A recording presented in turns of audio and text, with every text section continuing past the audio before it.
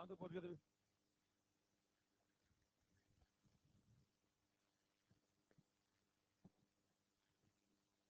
तो इन डालिए relation between T99.9 and T50। तो 9 वालों का अलग चल रहा था मामला और 50 वालों का अलग चल रहा था। एक सीरीज 50 वालों की थी और एक सीरीज 9 वालों की थी। तो दोनों में कनेक्शन क्या है वो देखें जरा। बना रही आवाज क्या? रैली टाइप आवाज आती है इसमें, चुनावी रैली लग रही है इसे। प्यारे दोस्तों, हम एक वोट दीजिएगा। हैं? ऑनलाइन में सुनाई नहीं देता? कैसे सुनाई कैसे नहीं देता? मतलब बहुत धीमा हो जाता है। अच्छा अच्छा अच्छा। ईयरफोन लगा लिया करो ना, जिससे गाने सुनते हो मोहम्मद रफी के, वो लगा लिया करो इसे ईयरफोन, बैठ जाओ भैया। यही तो गलती कर देते हो गुरु। जो चीजें खुद के लिए संभाल के रखने वाली हो तुम दे देते हो। वही सबकी बात कर रहे हैं। बैठ जाओ। बाद में उसको कोई सरकारी नौकरी वाला मिल जाएगा। तुम जो है, तुम अपना स्पीकर मांगते रहोगे। ऐसे काम मत किया करिए, कोई फायदा नहीं होता है।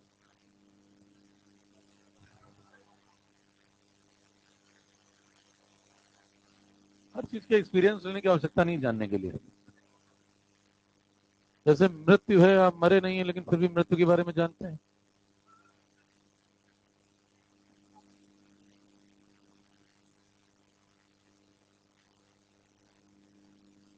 ये सब आत्मज्ञान है। आइए देखें T99.9 और T50 के बीच में क्या कनेक्शन है भाई। तो दोनों को डिवाइड करो, कनेक्शन दिख जाएगा। दोनों को डिवाइड करेंगे तो बताएं के वाला पोर्शन तो कट लेगा। यहां पे आएगा लॉग इनिशियल 100 और 99.9 खत्म हो गया तो बचा 0.1। और यहाँ पे इनिशियल आएगा 100, 50 खत्म हो गया तो 50। ऊपर वाला चेक करिए कितना बन रहा है, लॉग 1000। नीचे वाला लॉग 2। इसको लिखते हैं log of 10 to the power 3। थोड़ा और सॉल्व करें। लॉग 10 1 होता है तो बन गया 3 अपॉन लॉग 2। लॉग 2 अप्रोक्सीमेटली होता है 0.3। वैसे तो 0.3010 है, लेकिन अप्रोक्सीमेटली आप 0.3 ले सकते हैं। तो ये रेशियो बन चुका है 10:1, लगभग लगभग। लेकिन ये वैल्यू एग्जैक्ट नहीं है, ध्यान दें। तो आप कह सकते हैं कि ये जो रेशियो है ये लगभग लगभग 10 और 1 का है। इससे आप ये समझा सकते हैं कि जो T99.9 है वो T50% का करीब करीब 10 गुना है।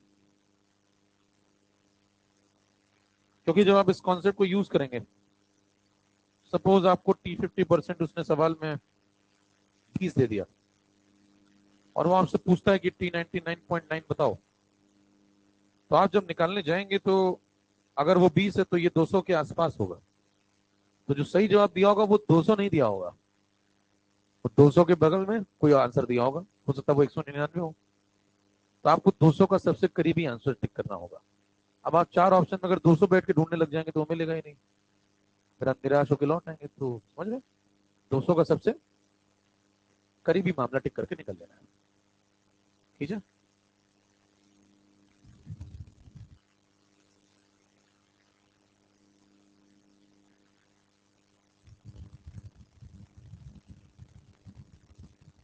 हैं? चारों करीबी हो तो सॉल्व कर लेना फिर। चारों करीबी होंगे तो तुम क्या करना, इसकी वैल्यू 0.3010 डाल देना।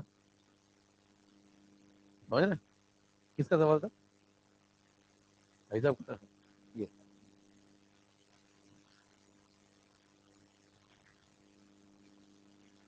तो एग्जैक्ट सॉल्व कर लेना भाई, एग्जैक्ट भी तो सॉल्व कर ही सकते हैं। ऐसा वो पूछते नहीं है क्योंकि वो समझिए आप, वो आपका दर्द समझते हैं, आप उनका समझिए, ऐसे समाज आगे बढ़ेगा।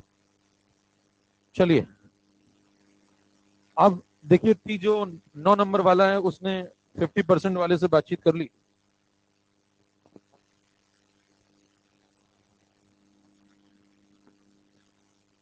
अब आप सिर्फ फायदा क्या उठा सकते हैं बताओ? फायदा ये उठा सकते हैं कि कल को अगर कोई 9 वाले का आपको 50 से कनेक्शन ढूंढना हो, तो दोनों में से एक एक व्यक्ति बातचीत कर रहा है, तो आप सबको एक दूसरे से कनेक्ट कर देंगे। हो गया? चले। जैसे मान लें एक तरफ आपके पास ये वाली सीरीज चल रही है, 50, 75, 87.5 और 93.75।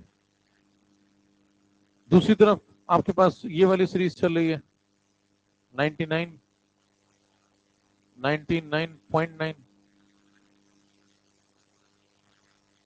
90% और 99.99%। अब ध्यान दें, इसमें से अगर मान लें आपको कोई एक डेटा वो दे दे, सवाल में फर्स्ट ऑर्डर का सवाल है, उसने क्वेश्चन में आपको कहा कि 50% की वैल्यू मैं आपको दे देता हूं, ठीक है? तो मान लें 50% की वैल्यू उसने आपको दे दी 30। अब आपको बाकी बताने हैं, या 3 दे दी, चलो और आसान, आपको बाकी बताने हैं। शुरू हो जाए। तो ये 3 तो बाकी सब कितने कर लेंगे? बताएं, ये 3 तो बताएं, अगला वाला कितना, ये वाला कितना? इसमें 2 हाफ लाइफ तो ये 6, इसमें 3 हाफ लाइफ तो ये, इसमें 4 हाफ लाइफ, ठीक है। अब उधर जाने का एक रास्ता आपको पता चल गया, क्योंकि इसके एक आदमी ने उसके एक आदमी से बात करी है, उस बातचीत का फायदा उठाइए। बताइए, जो T99.9 वाला व्यक्ति है वो T50% से बात करता है, तो इसका अप्रॉक्स आंसर आपको मिल चुका है। लेकिन वो एग्जैक्ट आंसर नहीं होगा, ये समझना होगा, क्योंकि ऑप्शन आपको जब मिलेंगे तो आपको पहले से समझ में आना चाहिए कि आंसर आपको अप्रॉक्स मिलने वाला है, करीबी मामला ढूंढना है। तो बताएं, ये अगर 3 है तो वो कितना है? इसका 10 गुना, ये रिलेशन। देखिए, T50% अगर 3 है तो इसका 10 गुना कर दें तो ये मामला 30 है। तो बताएं, क्या ये लगभग लगभग 30 के आसपास होगा? अब आपने एक और जुगाड़ पढ़ा है, अब 9 का जुगाड़ लगाए। बताएं, 9 में आपने क्या पढ़ा था भाई? 9 गिने, यहाँ कितने 9 दिख रहे हैं? यहाँ कितने 9 है? ये वाला 30 तो, ये 40, यहाँ कितने 9 है? यहाँ 2 9 है, तो ये वाला 30 तो ये वाला, यहाँ पे 1 9 है, खत्म हो गया। कितने सवाल लग गए? गिन नहीं पा रहे लोग। कितने लोग 12 सवाल दिख रहे हैं? 15, 20। सारा खेल देखिए नजर का है, आंखें तो सबको मिली हैं। 56 सवाल सॉल्व हो चुके हैं। आइए समझे कैसे। एक फर्स्ट ऑर्डर दिखेगा आपसे और कहेगा कि उसकी हाफ लाइफ 3 है, और कहेगा बाकी सब बताओ। बाकी सब बताओ तो मतलब कितने लोग हैं टोटल? 4 इधर हैं, 4 इधर हैं, टोटल 8 लोग हैं। 8 में से एक वैल्यू देगा और 7 वैल्यू पूछेगा, बारी बारी से। एक साथ थोड़ी पूछ लेता है सब, कभी ये पूछेगा कभी ये पूछेगा। तो एक देगा, 7 पूछेगा, फिर ये वाला एक देगा और बाकी 7 पूछेगा। हर एक पे 7 7 सवाल, टोटल 8 लोग हैं, 56 सवाल खत्म हो चुके।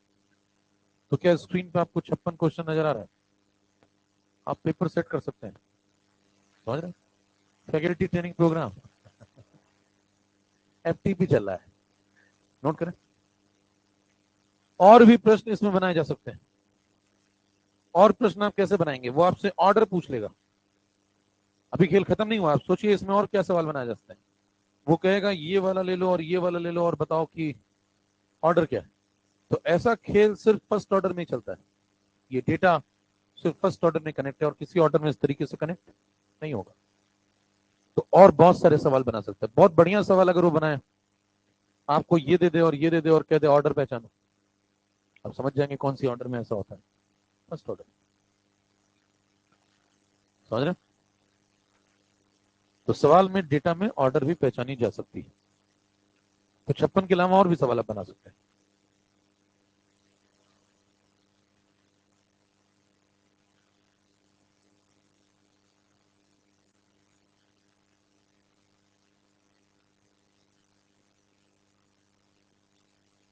चले भी, हो गया।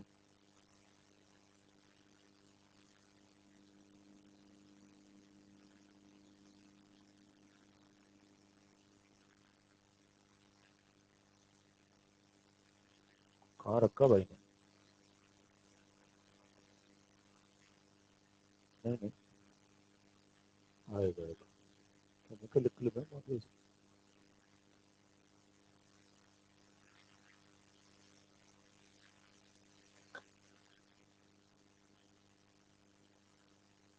चेक करते हैं। हाँ, तो इतना तेज तो नहीं नाम चेंज करेगा।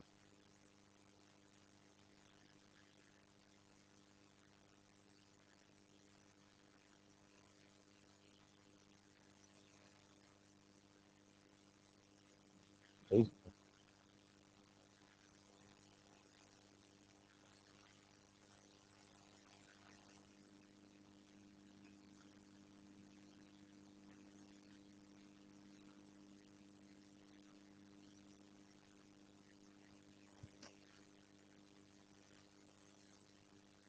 पहले अपलोड है क्या कोई? है इसमें? कहाँ है? इक्विलिब्रियम 2 नहीं है भैया, काइनेटिक्स होगा। नाम बदलना इतना तेज नहीं है। कहाँ इतनी अपेक्षा कर रहे हो? अपेक्षा ही दुख का कारण है। भैया इसमें स्लाइड तो डालो काइनेटिक्स की। पहले पढ़ी तो थी उसमें, पहले नीचे वाले क्लास में चल रही थी।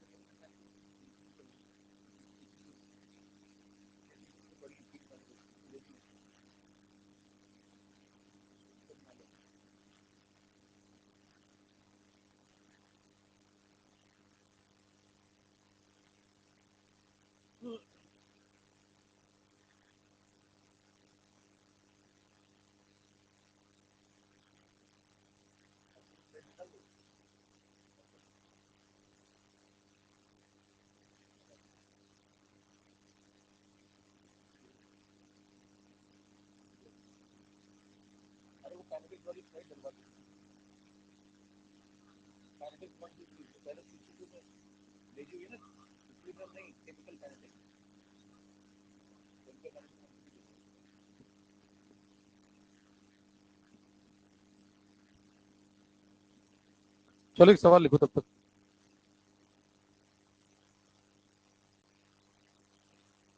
If the specific rate of reaction, सवाल लिखो, if the specific rate of reaction is equal to, if the specific rate of reaction is equal to 10 to the power minus 3 second inverse, 10 to the power minus 3 second inverse unit of, find out the time to reduce, find out the time to reduce the concentration from 10 gram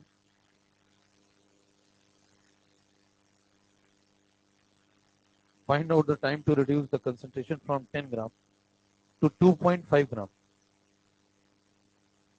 from 10 gram to 2.5 gram। Option देख लें, सवाल लिख लिया आपने? देखें, option 4 ये आपको दिए, मान लो।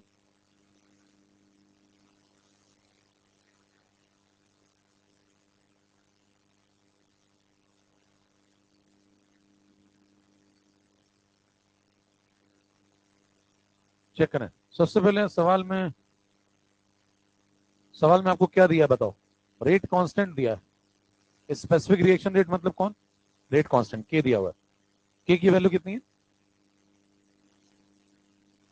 अब आपको देखें ये नहीं बताया कि ऑर्डर कौन सी, तो ऑर्डर आप क्या देख के पहचान जाएंगे? यूनिट देख करके। तो यूनिट ऑफ के सेकेंड इनवर्स है। अभी यूनिट पे चर्चा हुई नहीं, आगे होगी, लेकिन फिलहाल ना समझे, फर्स्ट ऑर्डर में थोड़ा यूनिट समझ लें। देखिए फर्स्ट ऑर्डर का जो रेट लॉ आप लिखते हैं वो क्या लिखते हैं?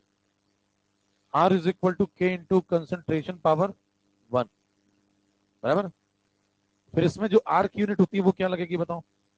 मोलैरिटी पर टाइम, यानी कि मोल पर लीटर पर टाइम। ये रेट की यूनिट हो गई। के की बतानी है।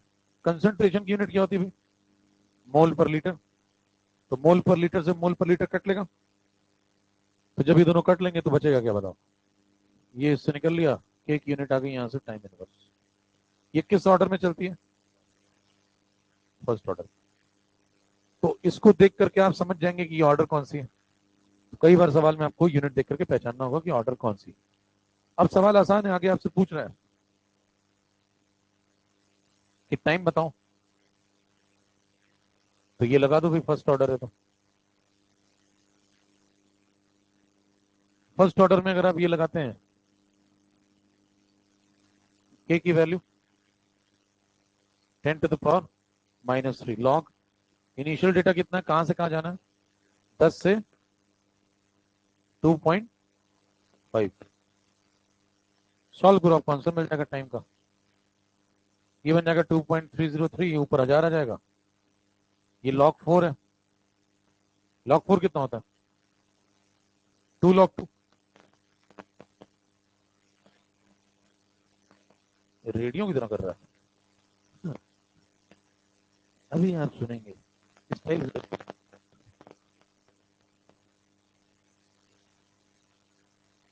प्रतापगढ़ से रिंग की सुनना चाहते हैं, इस टाइप की आवाज आ रही है।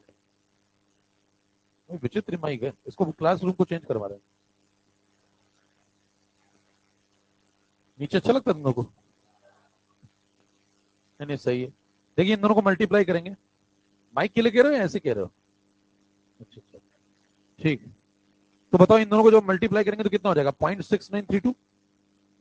ठीक है, तो बताइए आंसर आ गया 0.6932 इंटू 2 इंटू 1000। सॉल्व करो, तो ये बन जाएगा 1.386 और 1000 मल्टीप्लाई, तो आंसर की यूनिट सेकंड।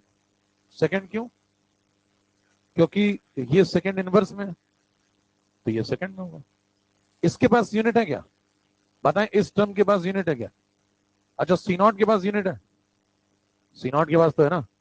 सी के पास, सी के पास भी है, लेकिन सी नॉट बाई सी के पास नहीं है, कट जाएगी ना। अच्छा, लॉग सी नॉट बाई सी के पास। अच्छा, अगर मान लीजिए यहाँ पे एक्स है, एक्स के पास यूनिट होती तो क्या लॉग एक्स के पास यूनिट होती? तब भी नहीं होती। मैथमेटिकल फंक्शन के पास कोई unit, log x e to the power x, इसमें कोई यूनिट थोड़ी है। तो वैसे भी मैथमेटिकल फंक्शन, इसके पास कोई यूनिट नहीं है। तो बताएं, जो यूनिट इसकी होगी उसकी अपोजिट इसकी होगी। तो अगर ये सेकंड इनवर्स तो ये सेकंड।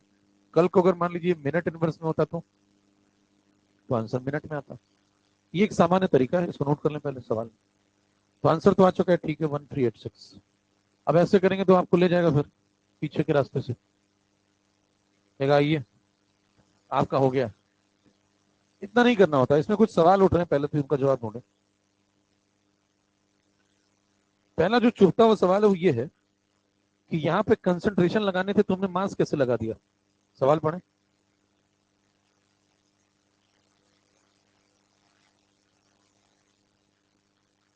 सूरज कह रहा है, sir high, how can I attend your classes since I do my offline coaching from Lucknow centre. ये देखिए, इंग्लिश में बात कर रहा है सूरज। बताएं, सूरज इंग्लिश में बातें करता है।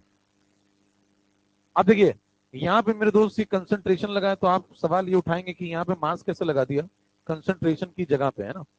तो आप उससे क्या कहेंगे? आपने सवाल ही सही नहीं पूछा, कंसंट्रेशन की जगह मास लगाया नहीं। पहले क्या बोलेंगे? कंसंट्रेशन की जगह मास नहीं लगाया है। लगा भी नहीं सकते, कंसंट्रेशन अलग चीज है और मास। कंसंट्रेशन के रेशियो की जगह पे मैंने मास का रेशियो लगाया है। दोनों बातों में फर्क समझ रहे हैं? आपको लग ऐसा रहा होगा कि कंसंट्रेशन की जगह पे क्या लिख दिया? मास, लेकिन ऐसा किया नहीं है। क्या किया है फिर? कंसंट्रेशन के रेशियो की जगह पे मास का रेशियो लगाया। ऐसा कर सकते हैं क्या?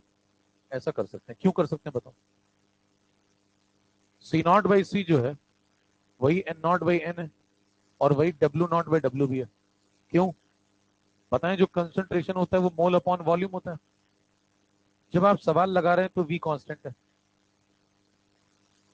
वी क्यों कांस्टेंट है? क्लोज्ड वेसल में सवाल लगाते हैं आप जनरली। तो बताइए, जब आप सवाल लगा रहे हैं वी कांस्टेंट है, तो सी का रेशियो और एन का रेशियो दोनों सेम है, इसीलिए दोनों रेशियो मैच कर रहे हैं। Initial upon final, initial upon final. इधर आइए, मास का रेशियो और मोल का रेशियो क्यों सेम है भाई? मास क्या होता है और मोल क्या होता है? Mole is equal to given mass upon molar mass. अब बताएं, जब आप सवाल लगा रहे हैं तो यहाँ पे एक रिएक्शन लिया आपने कोई ऐसी, ए गिव्स प्रोडक्ट, रिएक्टेंट कौन है यहाँ पे? ए। तो बताएं ए का जो मोलर मास होगा वो तो फिक्स होगा ना, वो थोड़ी बदल रहा है सवाल में। ये फिक्स है तो इन दोनों का रेशियो भी, तो जो रेशियो मोल में होगा वही रेशियो मास में भी होगा। तो बताएं मास का रेशियो और मोल का रेशियो भी सेम है, और वही किसका रेशियो है? तो क्या अगर आपसे 3 सवाल पूछे जाए तो तीनों एक ही सवाल है? कोई पूछे आपसे कि 10 ग्राम हुआ करता था, अब कितना हो गया? 2.5 ग्राम। या कोई कहे आपसे कि 10 मोल हुआ करते थे, अब कितने हो गए? 2.5 मोल। या आपसे कहे 10 मोलर हुआ करता था, अब कितना हो गया? 2.5 मोलर। तीनों क्या सेम बातें हैं? इन तीनों सवालों का जो जवाब होगा वो एक ही होगा। तो आपसे कोई ये पूछे या फिर ये पूछे या फिर ये पूछे, बात एक ही है। तो कितने सवाल लग गए सवाल में? 3 सवाल। बराबर। अच्छा मान लो वो कहते कि इनिशियल 10 मिलीग्राम था, फाइनल 2.5 मिलीग्राम हो गया, तो भी सेम सवाल है। मान लीजिए वो आपसे कहे इनिशियल 20 था और फाइनल 5 हो गया, तो इनिशियल 20 था और फाइनल 5 हो गया, तब भी सेम सवाल है। इनिशियल 40 था, फाइनल 10 हो गया, सेम सवाल है। फिर से एक और बात समझिए, अगर कुछ भी कर देने से ये रेशियो नहीं बदलता है, अगर कुछ भी कर देने से रेशियो नहीं बदलता है, तो लगने वाला समय भी नहीं बदलेगा, क्योंकि के तो बदल ही नहीं रहा। समझ पा रहे हैं? सी नॉट बदल जाए चलेगा, सी बदल जाए चलेगा, लेकिन अगर सी नॉट बाई सी कांस्टेंट है तो लगने वाला टाइम भी कांस्टेंट होगा। सी नॉट कुछ भी हो, सी कुछ भी हो, बस रेशियो नहीं बदलना चाहिए। और जब तक रेशियो नहीं बदलेगा तब तक टाइम भी चेंज। ठीक है, ये हो गया। ये तो नोट करेंगे वाला, खींचो खींचो जल्दी खींचो। इसके पीछे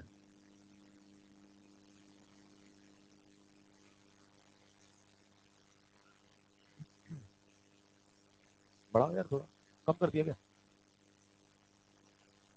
अरे आग लगे ऐसी सेटिंग में, बढ़ाओ।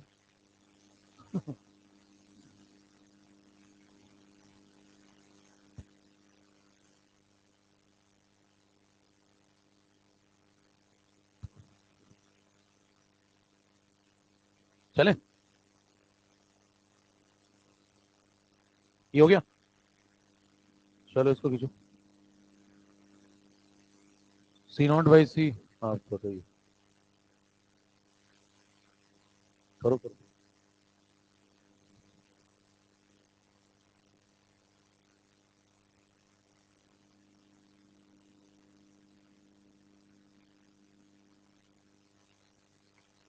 एनी डेस्क खेला भाई, आईपी एड्रेस है, हाईली टेक्निकल मामला चल रहा है।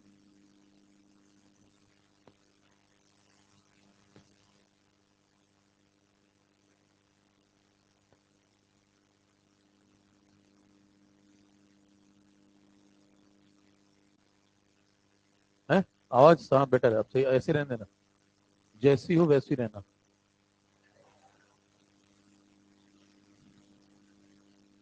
चले भी,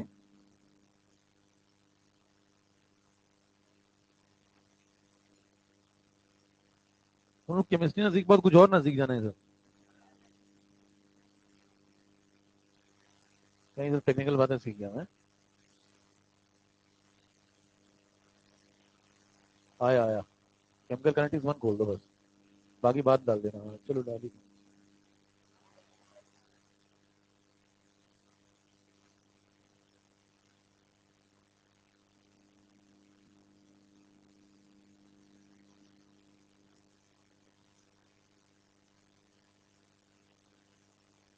कर दिखाया भाई ने।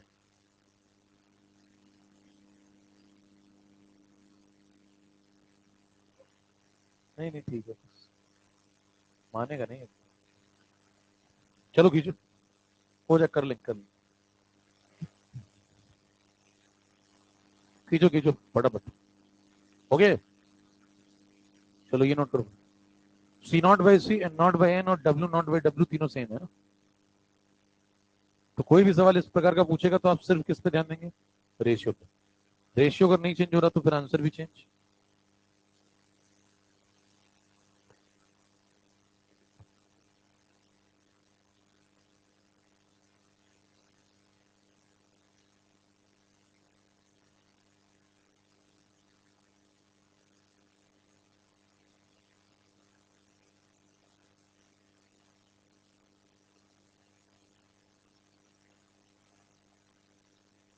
चलें?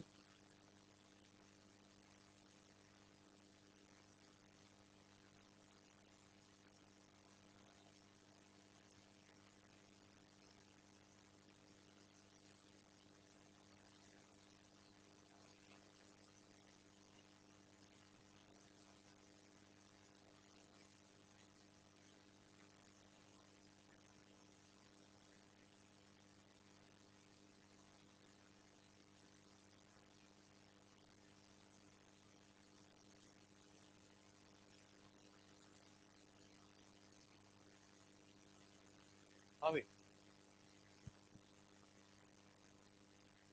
एक और तेज तरीका सुन ले इसका।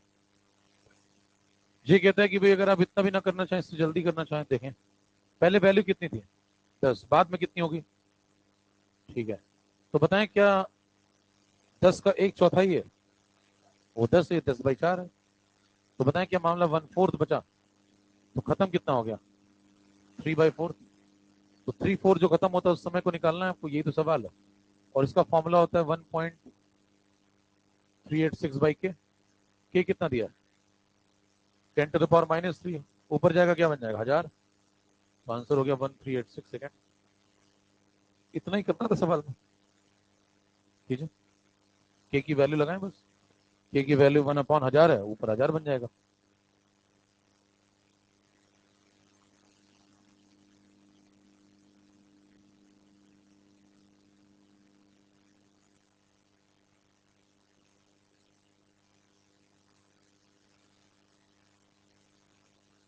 चले, पक्का पंगा खेलने लगे क्या? तुम दिमाग को पंखा में तेज करते हैं ये।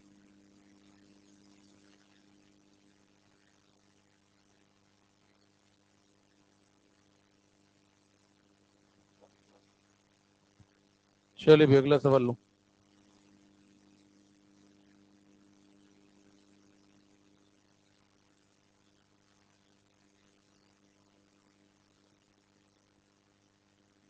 सब तो हो चुके हैं ना, एक और स्लाइड ले लो।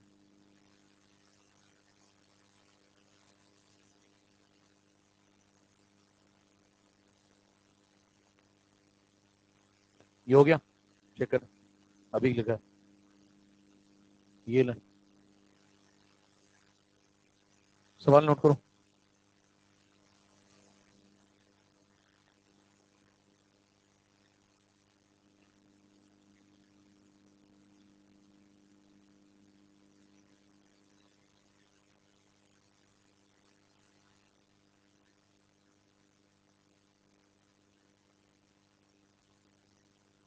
सफेद पे सफेद से लिखते तो काला मिट जाता है, ठीक है?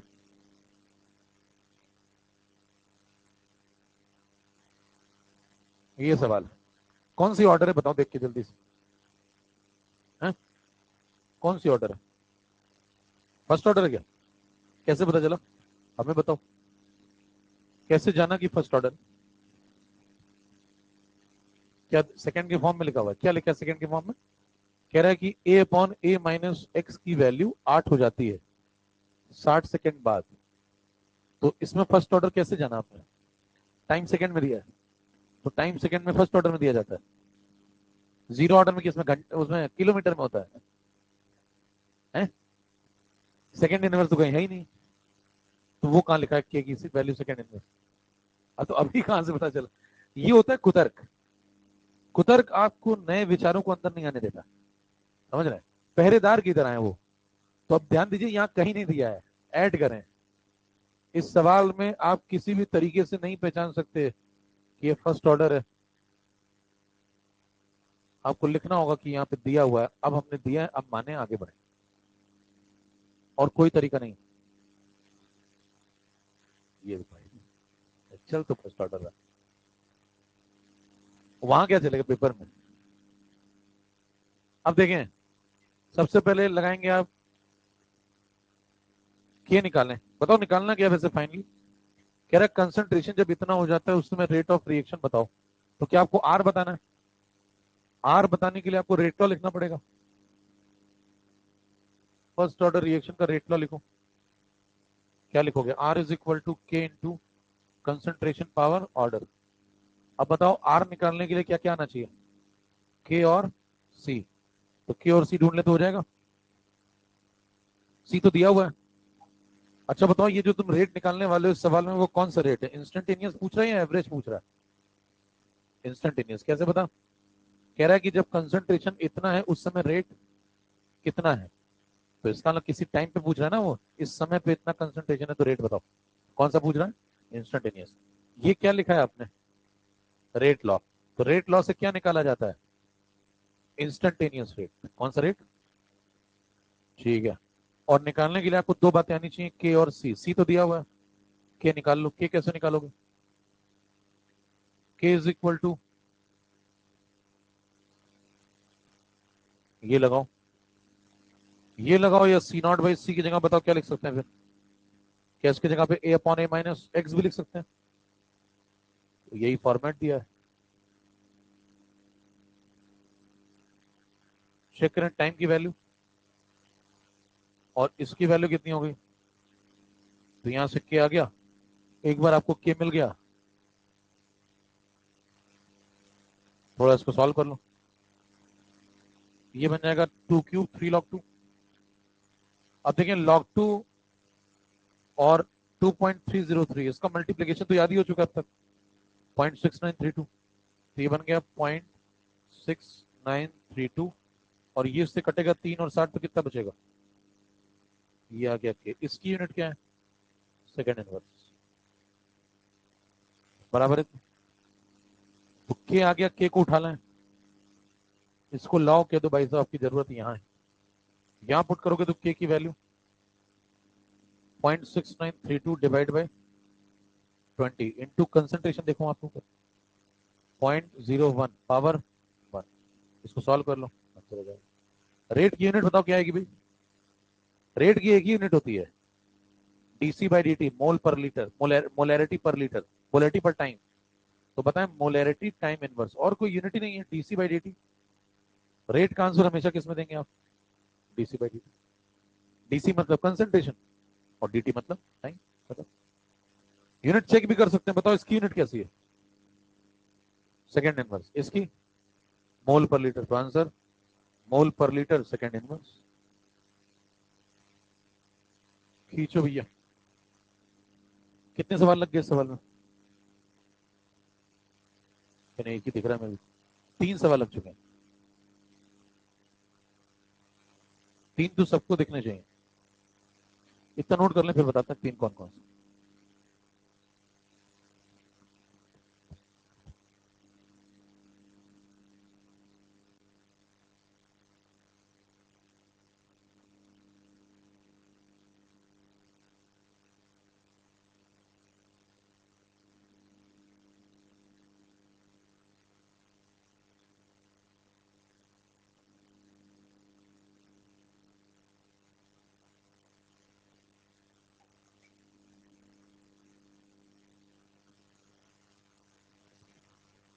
चले, हो गया। अब सुने इसमें ज्यादा सवाल कैसे लग गए हैं।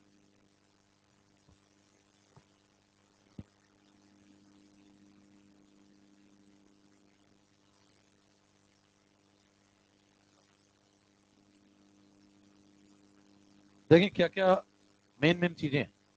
एक कौन है भाई? एक आपके पास रेट है, एक कौन है? के है, और एक कौन है? कंसंट्रेशन है। अब बताएं ज्यादा सवाल इस तरीके से लग गए हैं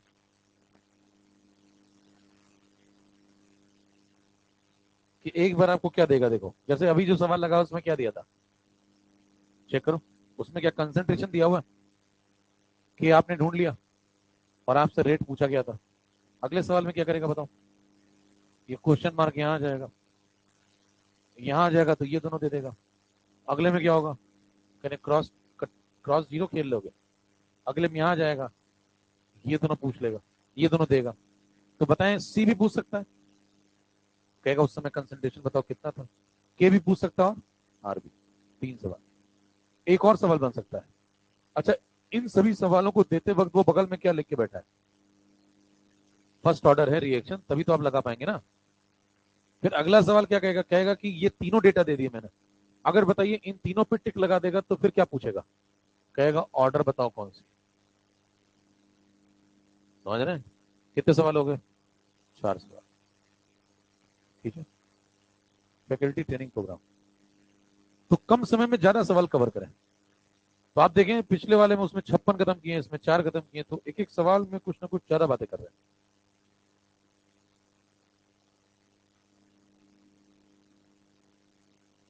ये समझ में आया ऑर्डर कैसे पूछेगा? कहेगा आर ले लो, के भी ले लो, सी भी ले लो, तो पावर तो तुम बता दोगे ना रेट लो लगा के।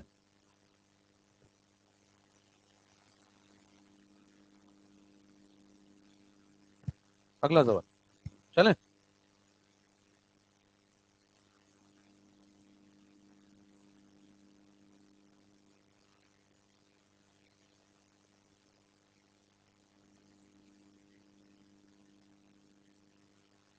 नोट करो। सबसे पहला काम सवाल नोट किया करें जल्दी से।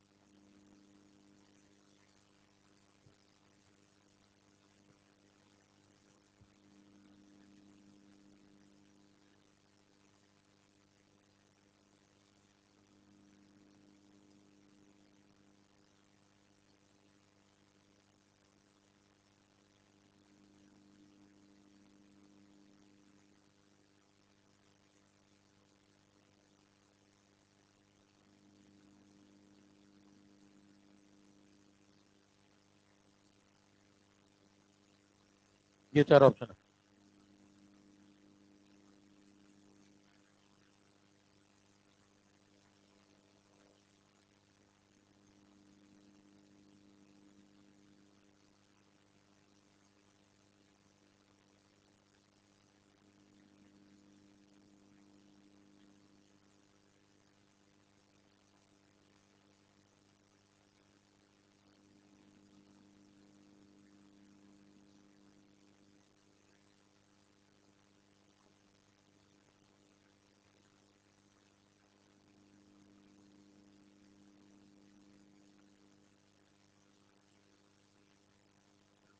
चलिए देखें, आया कुछ? फिर मैं सवाल नोट कर लूं, बड़ी बात है। सवाल पढ़ ली जल्दी से। देखिए ए और बी दोनों ही फर्स्ट ऑर्डर काइनेटिक्स को फॉलो करते हैं। ए की हाफ लाइफ 20 है और बी की हाफ लाइफ 60 है। कह रहा है कि अगर शुरुआत में जो ए का कंसंट्रेशन है वो 4 गुना था बी के कंसंट्रेशन से शुरुआत में इनिशियली, तो बताएं कितने समय बाद, आफ्टर हाउ मच टाइम, ए और बी दोनों के कंसंट्रेशन बराबर हो जाएंगे, वो समय बताना है। ठीक है, चेक करें। सबसे पहले सवाल में आप क्या करेंगे, दोनों को शुरुआत करवाएं भी। एक ये ए है और एक ये बी है, दोनों कौन सी ऑर्डर फॉलो करते हैं? दो डिफरेंट रिएक्शंस हैं। पहले वाले की हाफ लाइफ बताओ, ए की 20 मिनट। इसका मतलब बताओ 20 मिनट का। क्या ये कहना सही होगा कि ए 20 मिनट में आधा हो जाता है, या फिर ये कहना सही होगा कि ए हर 20 मिनट में आधा हो जाता है? ज्यादा सही क्या है? हर 20 मिनट में आधा हो जाता है। हर लगाने से मतलब क्या है? अगर हर 20 मिनट में आधा हो रहा है मतलब उसकी हाफ लाइफ कांस्टेंट है, तो ये ज्यादा सही स्टेटमेंट है। तो ज्यादा सही बयान है कि ए हर 20 मिनट बाद जहां पे भी होगा वहां से आधा हो जाएगा। बी पे है। बी की हाफ लाइफ बताओ, क्या बोलोगे फिर सही बात? ए के बाद जो बी है वो हर 60 मिनट में बी पहले से आधा हो जाता है। ठीक है, चलें भाई। ए की शुरुआत यहां से हुई, बी की शुरुआत यहां से हुई, और ए की जो शुरुआत हुई वो बी से 4 गुना है। अगर ये एक्स है तो ये 4x सवाल में लिखा हुआ, पढ़ लें इनिशियली। फिर आप क्या करें, इसको आधा करना शुरू करें ए को। मान लो मैं ए को आधा किया, एक बार आधा करेंगे कहां पहुंचेगा? 2x। फिर एक बार और आधा करेंगे कहां पहुंचेगा? टाइम कितना हो गया? पीछे घड़ी देख रहे हैं लोग, 40 मिनट। एक बार और आधा करेंगे तो कहां पहुंचेंगे? 60 मिनट समय खराब खत्म हो जाएगा आपका। तो बताएं जैसे जैसे आप आगे बढ़ेंगे तो 20 मिनट, 20 मिनट, 20 मिनट, 3 बार दिया आपने। 3 बार जब आप इसको 20 मिनट देंगे तो बताएं 4x से कितना हो गया? फिर फिर फिर आप यहां रुक गए। कह रहे हैं कौन बताएगा कि कहां रुकना है? सवाल पढ़िए। सवाल में आपसे जो दूसरे व्यक्ति की हाफ लाइफ है वो दी है 60 मिनट, तो आप दूसरे को भी मौका दें, क्या पता काम हो गया हो। दूसरे व्यक्ति की हाफ लाइफ कितनी है? और 60 मिनट आप पहले वाले को दे चुके हैं, तो दूसरे वाले को भी एक बार मौका दें 60 मिनट और देखें क्या होता है। अगर आपने नीचे वाले को 60 मिनट दिए तो ये बताइए सीधे क्या होगा, 60 मिनट में आधा, कितनी बार आधा, एक बार या 10 बार? एक बार आधा। कितना टाइम लिया इसने? आधा हो गया। कितना था पहले? अभी x/2, तो ये भी x/2 वो भी x/2, क्या दोनों बराबर होगा? यही तो पूछ रहा है कितने टाइम बाद दोनों बराबर हो जाएंगे। तो बताएं कितने टाइम बाद दोनों बराबर होंगे? 60 मिनट बाद ये भी, और देखिए 60 मिनट बाद ये भी, दोनों बराबर हो गए। तो सही जवाब क्या है? 60 मिनट। सवाल पढ़ लें, सवाल अगर आपने ध्यान से पढ़ा हो, यही पूछा गया था, कितने समय के बाद ए और बी दोनों बराबर हो जाते हैं? तो सही जवाब है 60 मिनट। खींचे।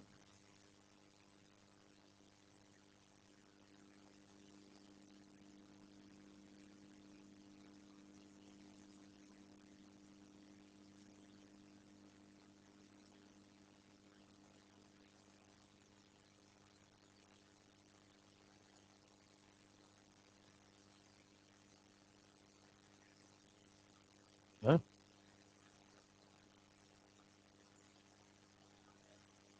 क्या हो गया? बात करनी? वजह किसका? इस बार शिकार पे लगे हैं सब, देखो शिकारी परिपक्व होते जा रहे हैं। कुछ दिन बाद तो बिना पूछे मोबाइल ले लेंगे, हालात ऐसे हो जाएंगे। यही है अनुभव। चलते जाइए भाई। अब एक सवाल यहाँ पे उठता ये है कि तुम्हें कैसे पता चला कि 60 मिनट बाद रुकना ही था? तो ये एक हिट एंड ट्रायल मेथड है। देखिए पहली बात तो ये परफेक्ट एक मेथड नहीं है, ये hit and trial. Hit and trial का मतलब होता है कि 60 मिनट दूसरे वाले की हाफ लाइफ थी, तो मुझे शक हुआ कि कहीं काम बन तो नहीं गया, तो मैंने कहा कि इसको भी 60 मिनट देके देखा जाए, और जब चेक किया तो काम बन गया, और काम बन गया तो मैं रुक गया। लेकिन पूरा जो कॉन्सेप्ट है वो एक तरीके से हिट एंड ट्रायल है, इसमें कोई बहुत कॉन्सेप्चुअल बात नहीं है कि एकदम एग्जैक्ट बता दे कि भाई इतनी देर बाद ही रुकना है। क्या आपके पास कोई ऐसा तरीका है कि शुरू होते ही आप बता दें कि कब रुकना है? ये तो करते करते पता चल रहा है कि यहाँ पे रुकना है। क्या ऐसा कोई तरीका है कि स्टार्टिंग यहाँ से देखें और बता दें कि यहाँ पे रुकना चाहिए और फिर वहीं रुकेंगे? उसको समझने के लिए आपको फिर कॉन्सेप्ट समझना होगा एक, वो लिखें। सवाल तो डन है, एक्स्ट्रा कॉन्सेप्ट पे है। मान ले एक इनिशियल कंसंट्रेशन C0 था, आपने एक बार आधा किया तो कितना हो जाएगा? एक बार और करो, C0/, उसको 2 स्क्वायर लिख लें, एक बार और करो, 8, 2 क्यूब। अब बताएं अगर आप यहां से यहां गए, यहां से यहां जाते हैं तो कितनी बार आधे हुए? एक बार। फिर यहां से यहां गए तो एक और बार, यहां से यहां गए तो एक और बार।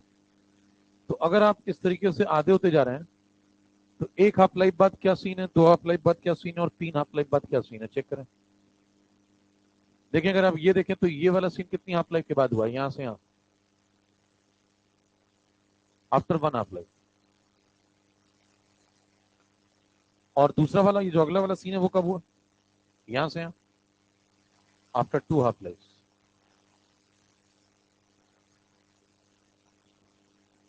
तो बताएं एक हाफ लाइफ बाद आप यहां पहुंचते हैं, दो हाफ लाइफ बाद आप यहां पहुंचते हैं, तो कल को 3 हाफ लाइफ बाद कहां पहुंचेंगे? यहां पहुंचेंगे। अब बात को जनरलाइज कर लें। मान लो अगर आप ऐसी 4 हाफ लाइफ लेते तो यहाँ पे पावर में कितना आता, देखो एक हाफ लाइफ बाद यहाँ पावर में कितना आया, 2 हाफ लाइफ बाद पावर में 2 आया, 3 हाफ लाइफ बाद पावर में 3 आया, तो 4 हाफ लाइफ बाद, तो n हाफ लाइफ बाद, तो क्या पावर में n आना चाहिए अगर जनरलाइज कर लें?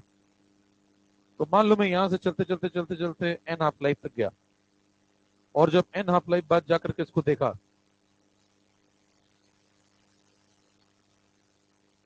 तो बताएं n हाफ लाइफ बाद आंसर यहाँ क्या हो जाएगा? C0/2 to the power n। क्या ये जनरल आंसर मिल गया? बताएं ये किस चीज का आंसर है जो आपने निकाला है? ये n हाफ लाइफ के बाद क्या है, क्या चीज है? इनिशियल कंसंट्रेशन है बचा हुआ, या जो खत्म हो गया, बचा हुआ। तो इसको आप लिख सकते हैं, ये कौन है? रिमेनिंग कंसंट्रेशन किसका है, किसका कंसंट्रेशन है, रिएक्टेंट का, जो फर्स्ट ऑर्डर फॉलो कर रहा है। मान लो remaining concentration of reactant after N half life. तो मान लीजिए आप कोई आपसे सवाल पूछे 20 हाफ लाइफ बाद रिएक्टेंट का कितना बाकी रहेगा, तो आप क्या बैठ के याद करोगे 20 बार, सीधे आंसर दे दोगे। उसने मान लो आपसे कहा कि 20 हाफ लाइफ बाद बताओ कितना बचेगा, तो क्या बताओगे, C0/2 to the power। ये फायदा है। उसने बोला 50 हाफ लाइफ बाद, क्या 50 बार अदा करोगे बैठ के, सीधे क्या बोलोगे, C0/2 to the power 50। ठीक है, इसमें n कौन है भाई, नंबर ऑफ हाफ लाइफ।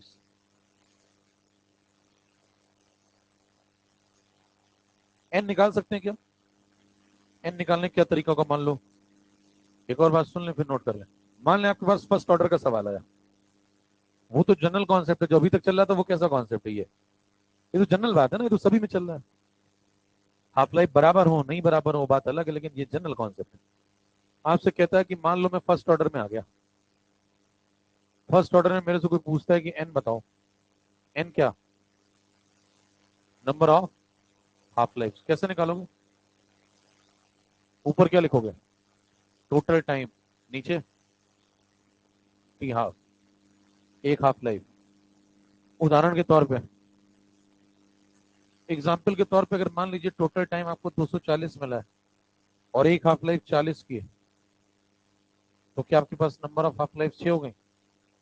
तो इस तरीके से निकाल सकते हैं आप, सारी हाफ लाइफ 40-40 की होंगी।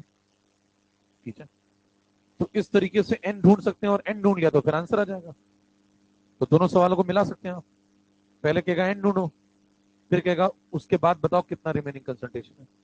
तो क्या बताओगे, C0/2 to the power, n n की वैल्यू जितनी आई, जैसे इस सवाल में मान लो कितनी आई 6, तो आंसर क्या टिक करोगे बताओ, C0/2 to the power 6। कर लेंगे, खींचो।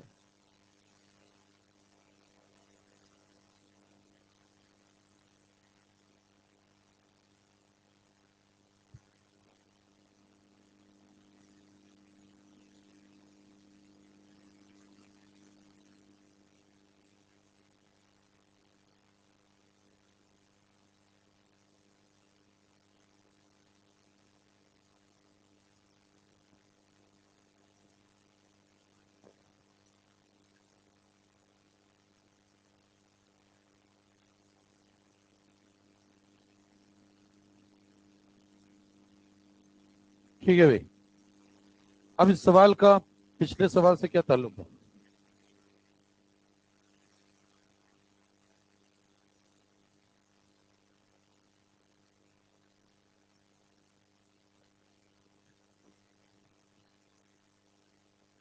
हो गया, जल्दी खींचो।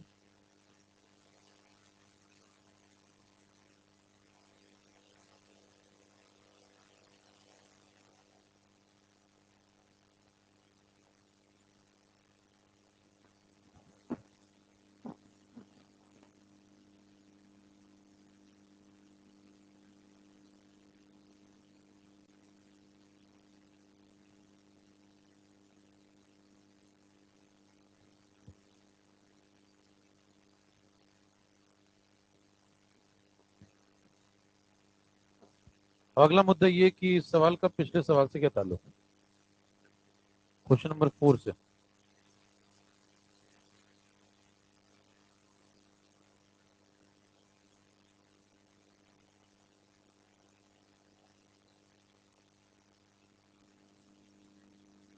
क्वेश्चन नंबर 4 एक बार और पढ़ लें, ये समझ रहे हैं, ये सब कह रहे हैं ये कहां से आ गया, एग्जाम्पल है, डेटा एग्जाम्पल तौर पे ले लिया। टोटल टाइम आपको दिया 240, हाफ लाइफ दी है 40, डिवाइड किया, 6 हाफ लाइफ हो गई। ऐसा कार्यक्रम लेकिन आप सिर्फ कौन सी ऑर्डर में कर सकते हैं, क्योंकि ध्यान दें फर्स्ट ऑर्डर में जो हाफ लाइफ होती है वो सेम होती है। तो आप 240 में 40 डिवाइड करके बता दिया आपने, 6 बार आधा हुआ। लेकिन जीरो ऑर्डर और सेकंड ऑर्डर में ऐसा, क्योंकि उसमें हाफ लाइफ लगातार बदलती है। अब इसका पिछले वाले सवाल से क्या कनेक्शन है वो समझिए। ये सवाल पढ़े फिर से, कह रहा है ए और बी है, इनिशियली ए 4 गुना है, बताएं कितने टाइम बाद दोनों बराबर हो जाएंगे। तो बताइए दोनों व्यक्ति की शुरुआत में बराबर हैं? नहीं, शुरुआत में बराबर होते तो फिर सवाल ही क्यों बना था।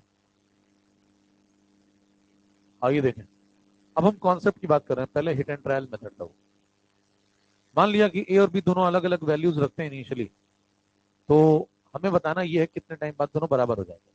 तो मैंने कहा after n1 half lives of A और after n2 half lives of B दोनों बराबर हो गए होंगे। तो क्या ऐसा कह सकते हैं कि दोनों का कंसंट्रेशन कभी ना कभी बराबर होगा? तो जब बराबर होगा तो कितने टाइम बाद बराबर होगा? ए की कितनी हाफ लाइफ गुजर चुकी होंगी? n1 और बी की अलग अलग क्यों माना? पहला प्रश्न है कि n1 n2 क्यों माना, nn क्यों नहीं माना? देखिए, दो अनबराबर चीजें हैं तो बराबर बार अदा करने से कभी बराबर नहीं होगी। क्या कहते हैं? दो अनबराबर चीजें पहले से बराबर है या अनबराबर है? अनइक्वल चीजें ना। तो बताइए, दो अनबराबर चीजें हैं और आप उन्हें बराबर बार अदा करेंगे तो कभी बराबर नहीं होगी। एक बार इसको करिए, इसको भी करिए, डिफरेंस बना रहेगा। एक बार और करिए, एक बार और करिए, डिफरेंस बना रहेगा। तो अनबराबर चीजों को बराबर तभी किया जा सकता है जब उन्हें अनबराबर बार अदा किया जाए। क्या कह दिया? तो अनबराबर चीजों को अनबराबर बार ही अदा करना पड़ेगा। देखिए, एक बार n1 बार और दूसरे वाले को, तभी चांस है कि वो दोनों कभी बराबर बराबर बार अदा करने से तो कभी बराबर नहीं होंगी। ये क्लियर बात है। आप बताएं, पिछला वाला कॉन्सेप्ट जो आपने पढ़ा है, मान लें दोनों बराबर हो गए, तो बताएं n1 हाफ लाइफ बाद जब ए की गुजर चुकी होगी तो ए का रिमेनिंग कंसंट्रेशन कितना हो जाएगा? C naught upon 2 to the power n। Formula तो यही लगाएंगे ना बेसिक। यहां भी क्या लगाएंगे? C naught upon 2 to the power n। बाकी जो चेंज होगा देख लेंगे, बेसिक फॉर्मूला यही है क्या? अच्छा, यहाँ कितनी हाफ लाइफ है भाई? n1। यहाँ कितनी हाफ लाइफ है? तो ये ले लिया। तो यहाँ सी नॉट किसका लगेगा? जिसकी बात हो रही है, किसकी बात हो रही है? यहाँ इनिशियल किसका लगेगा? और दोनों बराबर हो जाते हैं तो बराबर कर दो। बताइए, सी नॉट ऑफ ए कितना है? 4 गुना। ये 4 गुना इससे। तो अगर इसको हम एक्स मानते हैं तो बताएं इसको कितना मानेंगे? 4x। तो 4x upon 2 to the power n1 इधर, x upon 2 to the power n2। क्या दोनों बराबर है? x x काट दो तो ये बन गया 4 is equal to 2 to the power n1 upon 2 to the power. Check करें, इसको लिख सकते हैं आप 2 to the power n1 minus n2। 4 को क्या लिख सकते हो? 2 पावर 2। पावर कंपेयर करो, n1 माइनस n2 कितना हो गया? तो यहां से आपको फाइनल आंसर मिला कि ऐसा तभी हो सकता है जब n1 माइनस n2 की वैल्यू 2 हो जाए। क्या बात सही है? कैसा कभी हो जाए? क्या चीज सॉल्व कर रहे हो? ये कब मिला? जब आपने ये सॉल्व करके निकाला तो ये कब मिला आपको कि n1 माइनस n2 2 हो जाए? ये तब मिला जब आपने दोनों का कंसंट्रेशन, मतलब ये किस चीज का सॉल्यूशन है? जब आप चाहते हैं कि दोनों का कंसंट्रेशन बराबर हो जाए, उस चीज का सॉल्यूशन है। अच्छा, उस चीज का सॉल्यूशन है तो उसमें n1 कौन है? n1 वो है जितनी बार आपने ए को अदा किया। n2 कौन? n2 वो है जितनी बार आपने बी को अदा किया। और दोनों का डिफरेंस कितना है? तो यानी कि ज्यादा बार किसको अदा किया होगा, यहीं से देख के बताएं। n1 वाले को या n2 वाले को? ए वाले को। यानी कि भाई डिफरेंस अगर पॉजिटिव है तो इसका मतलब इसको ज्यादा अदा किया होगा और इसको। पहला पॉइंट क्लियर। दूसरा सुनिए, इसके कितने सॉल्यूशंस हो सकते हैं? अगर थोड़ी मैथ्स की बात कर लें, एसएससी मैथ्स। बताइए, शुरुआत आप कहां से करेंगे? इसको 2 माने और इसको 0 माने? कह रहे -1 से नहीं शुरुआत करोगे। n1 n2 क्या है? कितनी बार आपने अदा किया, तो क्या आप निगेटिव बार अदा करेंगे? किसी चीज को क्या -1 बार अदा करोगे? सेंस ही नहीं बनता। तो शुरुआत ही कहां से करेंगे आप? 0 से। 0 से करने का मतलब किया ही नहीं अदा। हेलो, मान लो 0 बार अदा किया, मतलब किसी को अदा ही नहीं किया मान लो मैंने, तो ये भी एक सॉल्यूशन हो सकता है। लेकिन निगेटिव तो नहीं बोलेंगे ना कम से कम। और फ्रैक्शन में भी अदा नहीं करेंगे कि आप बोले मैं 1/2 बार अदा करता हूँ। किसी को 1/3 बार अदा करोगे क्या? कोई सेंस नहीं है। 1 बार, 2 बार, 3 बार ऐसे। सॉल्यूशन बताएं, पहला सॉल्यूशन क्या यहीं शुरू होगा? सबसे छोटा 0 पकड़ा मैंने, ये तो 2 पकड़ूंगा उससे बड़ा। अगला बताओ, ये 1 तो तुम 3, ये 2 तो 4, ये 3 तो 5। अब क्या ये ऐसे खेलते रहे पूरी जिंदगी तो सब सही है? ध्यान दीजिए, वो सारे सॉल्यूशन इस काम के लिए सही है। आप चेक करना चाहें तो चेक कर लें, थोड़ा दिमाग पे जोर डालिए। बताइए जो ए हुआ करता था इनिशियली वो कितने पे था? 4x पे। और बी, तो ये वाली पार्टी कितने पे थी? 4x पे। उसको जरा 2 बार आधा करो, 2x, उसके बाद x, x पहुंच गया। ये वाली पार्टी कितने पे थी? x पे, 0 बार आधा करो, x पे। क्या बराबर हो गए दोनों? अरे हो गए ना। फिर थोड़ा दिमाग पे जोड़, तेरे चल नहीं रहा, कैसे जाम हो रही है। देखिए ये कितना है? 4x। इसको 2 बार आधा करो, एक बार 2x, एक बार x। इसको आधा ही मत करो, एक बार ही मत करो, x। क्या दोनों बराबर है? सॉल्यूशन किस चीज का निकल रहा है? बराबर होने का। समय बराबर है कि नहीं वो तो अलग बात है, लेकिन बराबर तो लोग हो रहे हैं ना। तो ये जो मैंने पीछे सॉल्यूशन लिखा है, ये मैंने सॉल्व, ये कहां से निकाला मैंने? ये मैंने निकाला है तब जब ये दोनों बराबर हो गए। इस बात में कहीं रिस्ट्रिक्शन नहीं है कि टाइम भी बराबर लगे, सिर्फ बराबरी होने की बात हो रही है, तो बराबर तो हो रहे हैं। फिर बताइए, क्या जब इसको 2 बार अदा करेंगे और इसको 0 बार अदा करेंगे तो क्या दोनों बराबर होते हैं? होते हैं। और एक बार अगर दो चीजें बराबर हो गई तो उनको बराबर बार अदा करते जाइए, वो हमेशा बराबर रहेंगे। क्या कह गया कभी? दो बराबर चीजों को बराबर बार अदा करते रहिए, वो हमेशा बराबर रहेंगे। तो अब आप एक एक बढ़ाते जाइए, इसको एक बार और, तो इसको भी एक बार और, इसको एक बार और, इसको भी एक बार और, तो ये सब सॉल्यूशन है। तो क्या बराबरी होने के हजारों सॉल्यूशन है? 2 0, 3 1, 4 2, 5 3, 6 4, 6 4, ऐसे खेलते रहिए आप। ये सारे सॉल्यूशन सही हैं। फिर इनमें से मेरा वाला कौन सा है? कि मेरा वाला का क्या मतलब है? मेरा वाला का मतलब ये है कि प्रश्न को अगर आप ध्यान से पढ़ रहे हो तो उसमें कहा गया है कि आफ्टर हाउ मच टाइम। दोनों का सिर्फ बराबर होना ही काफी नहीं है, ध्यान दीजिए। ए और बी दोनों का सिर्फ बराबर होना ही काफी नहीं है, दोनों का एक बराबर समय के बाद बराबर होना काफी। आफ्टर हाउ मच टाइम का मतलब है जितना समय आपने ए को दिया उतना ही समय आपने। और अगर आप दोनों को बराबर समय दे रहे हैं तो क्या दोनों को एक ही टाइम दिया होगा? इनमें से कोई एक टाइम। तो यानी कि सवाल ये है कि दोनों बराबर वक्त देने पे कब बराबर हो जाते हैं। सवाल ये नहीं है कि दोनों बराबर हो जाएं, सवाल ये है कि दोनों को बराबर वक्त भी दिया जाए और दोनों बराबर भी हो रहा हो। तो इनमें से मेरा वाला कौन सा है? मेरा वाला पहला वाला नहीं है। ध्यान दें, अगर आप इसे 2 बार अदा करते हैं तो इससे कितना वक्त दिया आपने? 20 और 20 मतलब 40 मिनट। इसको 0 बार अदा किया तो 0 मिनट। समय एक को 40 दिया, एक को, समय बराबर नहीं है, ये मेरा वाला नहीं है। ध्यान दें, इसको 3 बार अदा किया 60 मिनट, इसको एक बार अदा किया, यही मेरा वाला है। सच पर है। क्या मेरा वाला इनमें से सिर्फ एक ही है? वो ये है, और कोई हो नहीं सकता, क्योंकि मेरा वाला वो है जिसमें समय भी दोनों को बराबर लगे और दोनों बराबर भी हो रहे हो। बराबर तो वो इन सब में हो रहे हैं, लेकिन समय सिर्फ इसमें बराबर लगेगा। आप चेक कर लें, बाकी किसी में समय बराबर नहीं लगेगा। इसमें 4 बार अदा करेंगे, इसको कितना समय दिया? 80। इसको 2 बार अदा करिए, 120। समय बराबर नहीं है। लोग बराबर हैं लेकिन समय, हमें कौन सा चाहिए? हमें लोग भी बराबर चाहिए और हमें मेरा वाला ये है। और अगर मेरा वाला ये है तो बताइए पहले वाले को कितनी बार अदा करेंगे? 3 बार। और दूसरे वाले को? यही तो, एक बार।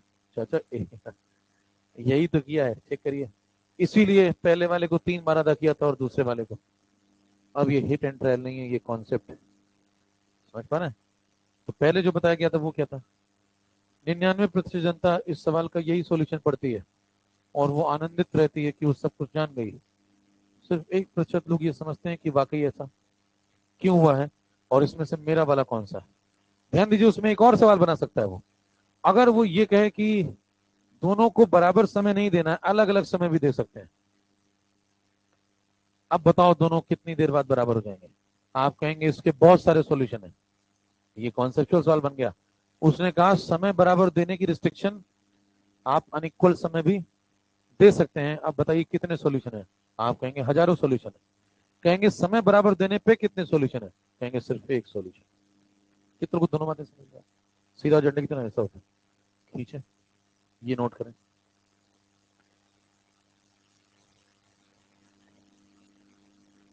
मान लीजिए मैं बहुत अच्छा सवाल बनाने पे आ जाऊं, तो मैं आपसे कहूंगा कि ए को मैंने n1 बार अदा किया और बी को मैंने n2 बार अदा किया और दोनों बराबर हो गए। आफ्टर हाउ मच टाइम नहीं लिखा मैंने, मैंने क्या कहा? दोनों बराबर हो गए। बताएं N1 यानी कि A को कितनी बार अदा किया और N2 यानी कि B को कितनी बार अदा किया। ऑप्शन में क्या देगा, कहेगा 2 बार, 0 बार, 3 बार, 1 बार, 4 बार, 2 बार, और चौथा ऑप्शन देगा ऑल ऑफ दीज, सारे सही। अब जो एक और उसमें नन दे देगा, समझ पा रहे हैं। तो लोग मैक्सिमम लोग कौन सा टिक करके आ जाएंगे, 3 और 1 वाला। लेकिन वो प्रश्न क्या पूछ रहा है समझ रहे हैं आप, वो समय की बराबरी नहीं चाह रहा है, तो सारे सही। जब वो समय की बराबरी चाहेगा तो कौन सही है, तब सिर्फ ये वाला सही। तो सवालों को कठिन बनाया जा सकता है।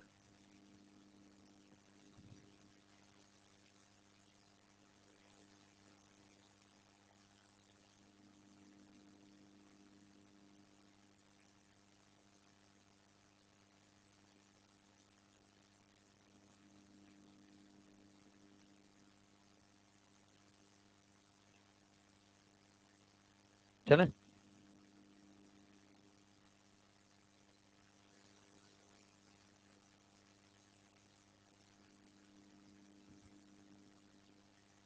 दो बराबर लोगों को बराबर बार अदा करने पे हमेशा बराबर रहते हैं, लेकिन दो अनबराबर लोग अगर बराबर बार अदा किए जाएंगे तो वो कभी बराबर नहीं होंगे।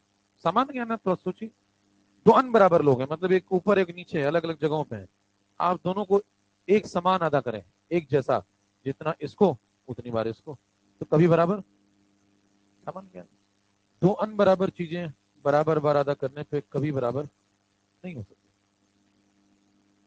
लेकिन अगर वो पहले से बराबर है, पहले से बराबर है, तो बराबर बार अदा करते जाइए, वो हमेशा बराबर रहेंगे। समझने की कोशिश करिए। चलें भैया, सवाल अगला हो गया। खींचो खींचो जल्दी खींचो।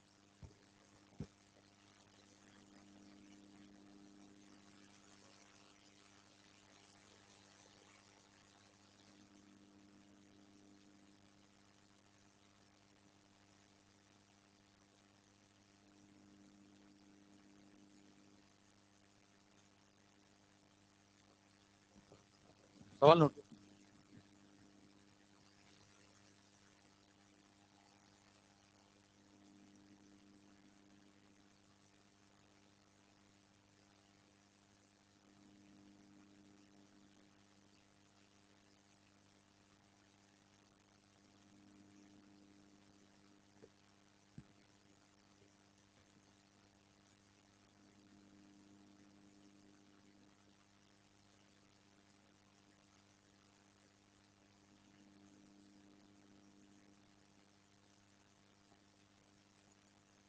अब ये सवाल कई बार आता रहता है एम्स में, तो सब एक ही हो गया।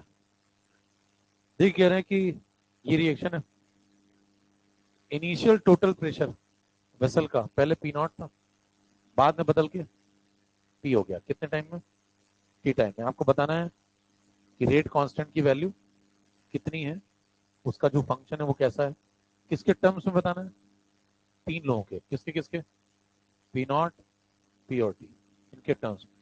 फर्स्ट ऑर्डर रिएक्शन शुरू करें।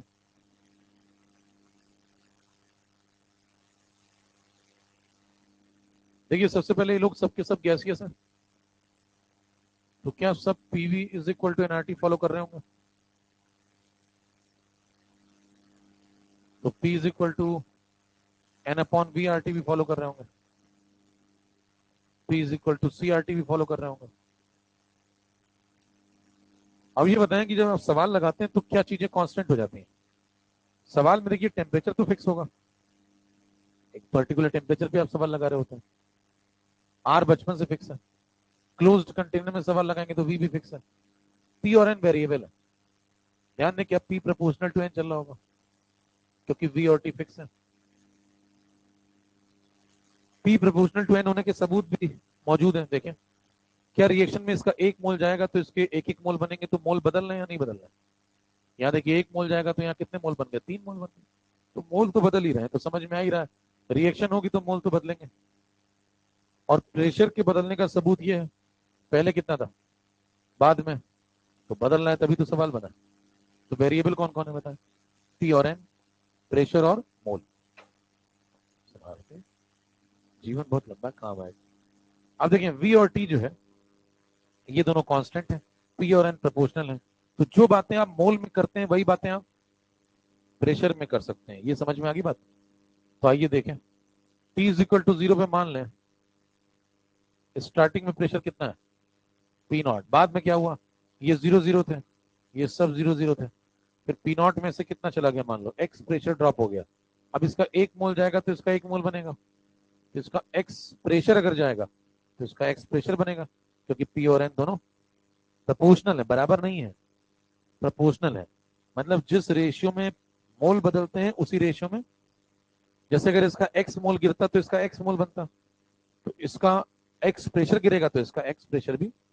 अब वो वाई भी हो सकता है, ध्यान दें, जरूरी नहीं कि जितने मोल गिरे उतना ही प्रेशर भी गिरे। हो सकता है मोल 2 गिरे हो, और हो सकता है प्रेशर 3 गिरे, ऐसा भी हो सकता है। लेकिन अगर मोल ज्यादा गिरेगा तो प्रेशर भी, इसका मतलब समझे, इसका मतलब ये नहीं होता कि मोल और प्रेशर बराबर हो गए। इसका मतलब ये है मोल की गिरावट और प्रेशर की गिरावट एक जैसी हो गई। मतलब अगर मोल आधे हो रहे हैं तो प्रेशर भी, ये कहना चाह रहा है वो, ये नहीं कह रहा कि मोल और प्रेशर बराबर है। तो बताएं अगर ये जितना गिरेगा उसी रेशियो में ये भी बढ़ेगा, तो अगर इसका 1 मोल जाता है तो इसका 1 मोल बनता है, इसका एक्स प्रेशर जाएगा तो इसका भी एक्स बनेगा और इसका भी एक्स बनेगा, क्योंकि कोफिशिएंट 1 1 1। अब बताएं आफ्टर टाइम टी क्या सीन बना, पी टोटल बताओ, सबको जोड़ दो, P naught minus x plus x plus x plus x, और टोटल प्रेशर है कितना, सवाल पढ़ लें। टी टाइम बाद टोटल प्रेशर पी हो जाता है। सॉल्व करेंगे, क्या कट लेगा, ये निकल लिया, ये बचा P not 2x P, x की वैल्यू बताएं, P minus P naught by, इतना काम हो गया। एक्स क्यों निकाला भी समझते हैं। इतना काम हो जाने के बाद आपका मकसद क्या है, यहां नहीं बता सकता। रेट कांस्टेंट, फिलहाल का मकसद ये आपका रेट कांस्टेंट। कई लोग बताने वाले थे, मैंने रोक दिया। देखिए के इज इक्वल टू क्या है, फर्स्ट ऑर्डर चल रहा है भाई, ये लगाएं। अब बताएं, हमें चाहिए तो यही, लेकिन इसके टर्म्स में नहीं चाहिए। सवाल पढ़ें, सवाल ने बताइए जो आपसे कह रहा है कि किस टर्म्स में निकाले, 3 चीजों के टर्म्स में। कौन कौन, ये 3 लोग, इनके टर्म्स में निकालो। तो हमें इन लोगों को गायब करना होगा, किन लोगों को, सी नॉट और सी को गायब करो। इसको गायब कैसे करें, काट दिन को, इनकी जगह पे प्रेशर आ जाएगा। तो क्या करें, सी नॉट बाई सी की जगह क्या पी नॉट बाई पी लिख दें, काफिया बैठ रहा है, C naught by C P naught by P. तो जैसे आप ऐसा करेंगे तुरंत गलत हो जाएगा। आपने अगर इसकी जगह पी नॉट बाई पी लिख दिया तो ये गलत है। क्यों, क्योंकि सी नॉट और सी कौन है जरा पहचानिए। ये इक्वेशन कहां से आती है, ये वाली इक्वेशन आई कहां से बताओ, जब आप इंटीग्रेट करते हैं। तो आप पीछे जाइए और इंटीग्रेशन देखिए, तो एक रिएक्टेंट था, उससे प्रोडक्ट बन रहा था, तो इंटीग्रेशन किस पे लगाया था, डेटा को किसका लिया था, ए का इनिशियल सी नॉट था, फाइनल सी था। तो आपने लिमिट किस पे लगाई थी, ए के कंसंट्रेशन पे, टाइम की लिमिट लगाई थी और बगल में ए की लिमिट लगाई थी। तो बताएं ये जो ऊपर लिखा है सी नॉट, ये किसका कंसंट्रेशन है बताओ, जो ऊपर लिखा है आपने सी नॉट, वो किसका कंसंट्रेशन है, वो रिएक्टेंट का है। ये इनिशियल है ए का, और ये फाइनल है किसका, ए का। तो इसकी जगह पे जो प्रेशर आएगा वो भी किसका होगा, वो भी ए का होगा। तो यहां आपको लिखना चाहिए इसकी जगह पे इनिशियल प्रेशर ऑफ ए और अपॉन फाइनल प्रेशर ऑफ ए। अगर आपने पी नॉट बाई पी लिख दिया तो गलत क्यों है, क्योंकि पी नॉट कौन है, इनिशियल ए का है, लेकिन पी कौन है, टोटल टोटल वेसल का है। देखिए अगर आप पी लिख देते हैं तो पी क्यों गलत हो जाता है यहाँ, क्योंकि ये किसका हो जाएगा, टोटल वेसल का। टोटल वेसल का नहीं लिखना है, किसका लिखना है, ठीक है, तो इसको हटाएं, ये गलत है। अब क्या करें फिर, अब बताएं, ये अगर फॉर्मेट आप समझ गए कि ये सही है तो इसको पुट करें, सॉल्व करें, आंसर निकल आएगा। तो वो तो नहीं करना भी, जो समझ गए ना बात, पी नॉट बाई पी काफिया नहीं बेटा ना।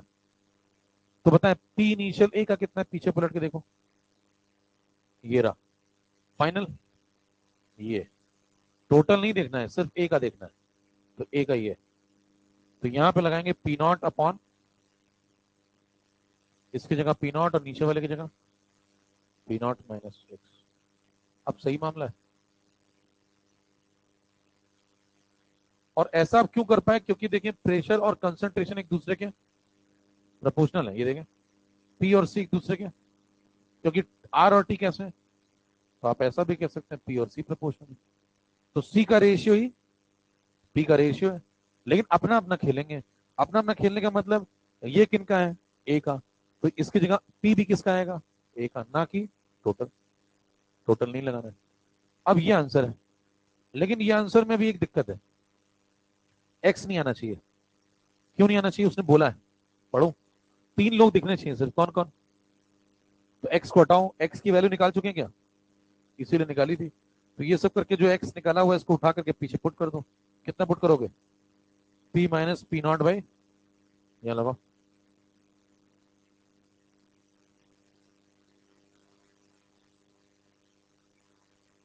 नीचे कौन आएगा अभी? यहाँ पे एक्स की जगह आएगा P minus P naught by 2। Final answer.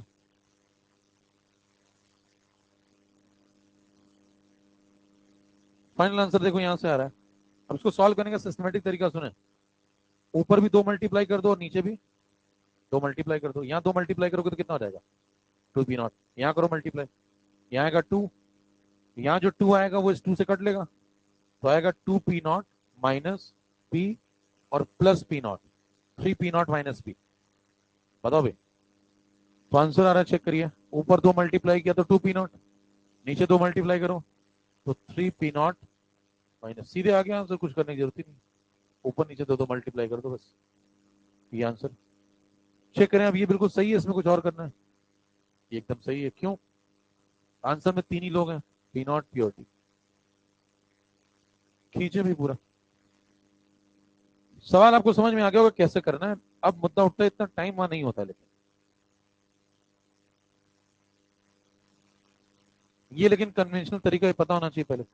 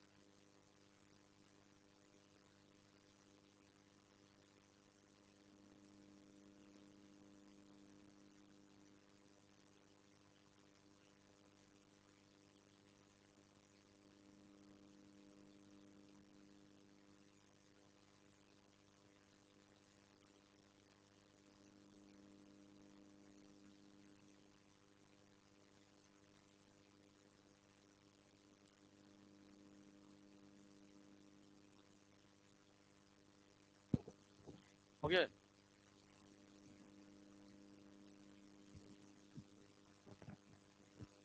खींचो फटाफट।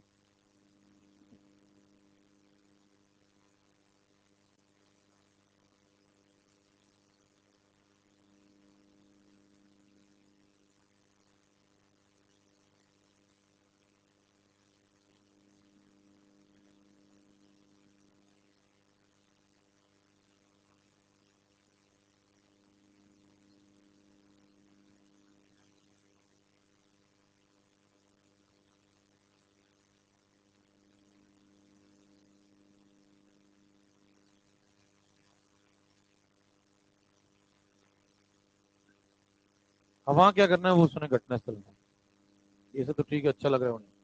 इससे सिलेक्शन नहीं होता लेकिन, क्योंकि ये सबको पता है, सब यही कर रहे हैं। कुछ अलग करेंगे तभी होगा, क्योंकि सबका हो नहीं सकता। लॉजिकल बात है, सीधे काम। नहीं क्या पता सभी डॉक्टर बन जाते हैं। फिर आप क्या बनना चाहते हैं? डॉक्टर आइए। सिर्फ इतना पूछना काफी होता कि आप क्या बनना चाहते हैं।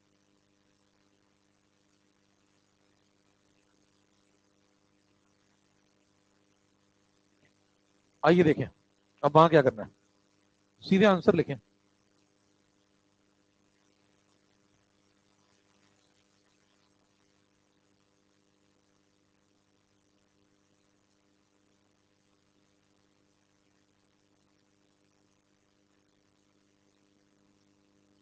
खत्म है सवाल। एन कौन है भैया? सम ऑफ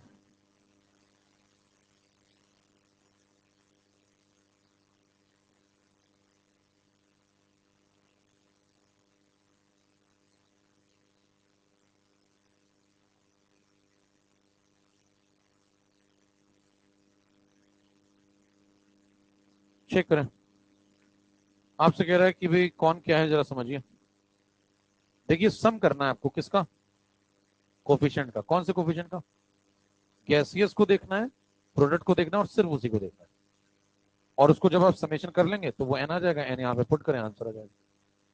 अप्लाई करें एप्स। अभी जो आपने सवाल लगाया वो कौन सा था भाई? A gives B plus C plus D. Check करिए इसके अंदर प्रोडक्ट को देखो, बी सी डी। कोफिशिएंट देखो उसका 1 1 1। समेशन करो उसका। क्या यहाँ समेशन करने पे एन 3 आ रहा है? एन को 3 यहाँ पुट कर दो। जैसे इनको यहाँ पे 3 पुट करोगे तुम्हें आंसर मिल जाएगा। चेक करो। k is equal to 2.303 upon t log. ऊपर 3 पुट करो, 3 माइनस 1, 2 पी नॉट नीचे, 3 P naught minus P. Check कर रहे हैं, यही आंसर था। सीधे टिक करें, निकल रहे। कोई पूछेगा नहीं आपसे कैसे किया तो बताइए भी नहीं, तब तक अगला सवाल लगा लो। ऑब्जेक्टिव की खास बात होती, कोई पूछता नहीं कि कैसे किया। लेकिन लोग क्या है, लोग बताने में लगे रहते हैं, इसीलिए होता नहीं उनका। समस्या समझ रहे हैं आप? कोई पूछ नहीं रहा कैसे किया, लेकिन आप बताने में लगे। आप पूरा प्रॉपर मेथड लगा रहे हैं, खुद को बता रहे हैं, समाज को बता रहे हैं। कौन जानना चाहता है? आपका मकसद होना चाहिए बस कर डालिए, कुछ भी करके हो जाना चाहिए। यही ऑब्जेक्टिव अप्रोच। ऑप्शन दिए हैं, एलिमिनेशन पे काम करिए। स्ट्राइक रेट तेज होना चाहिए।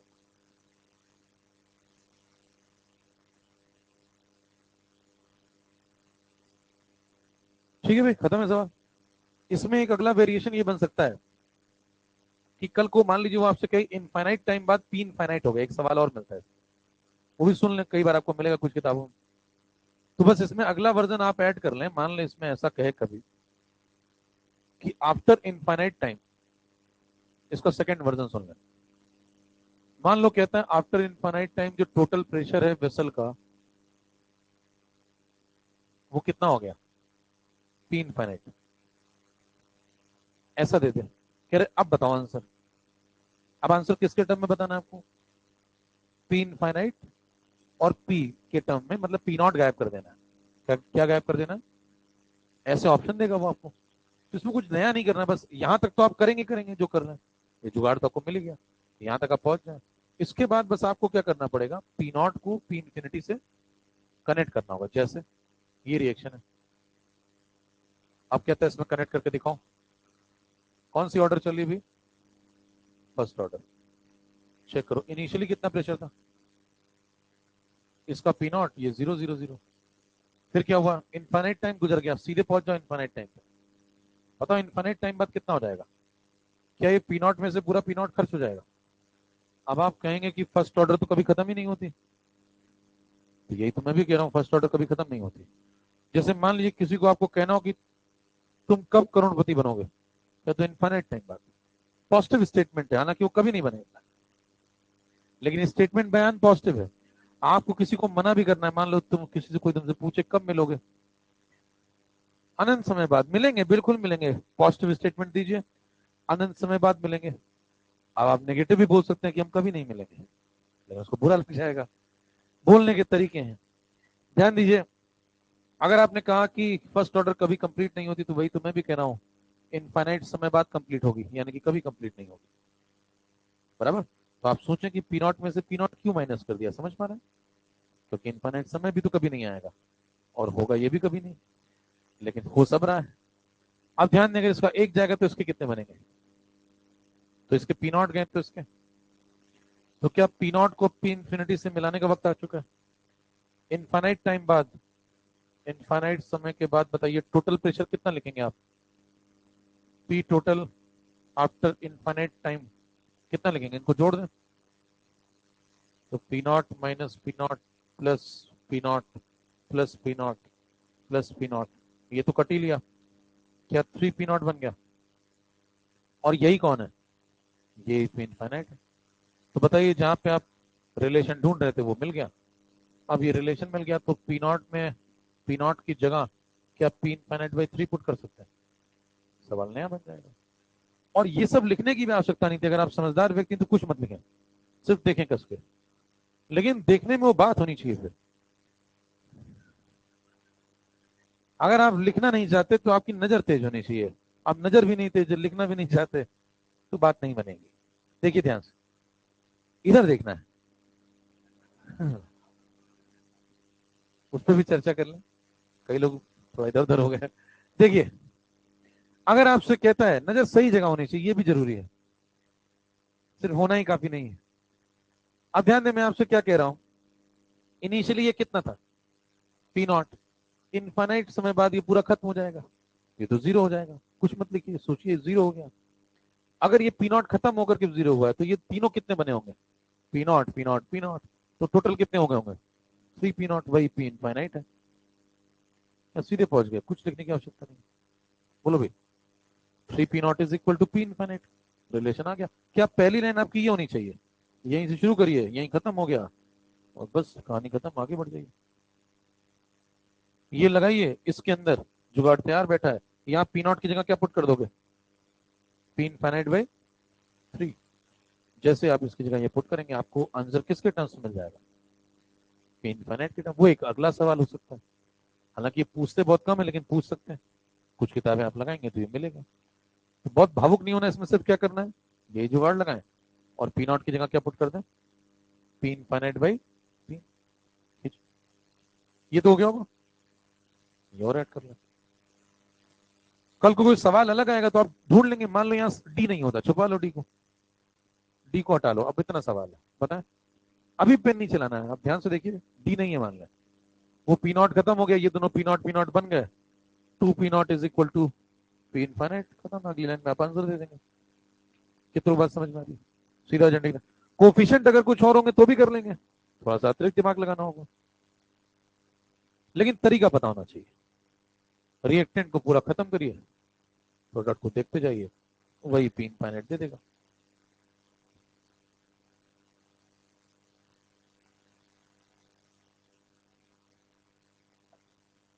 चले भी।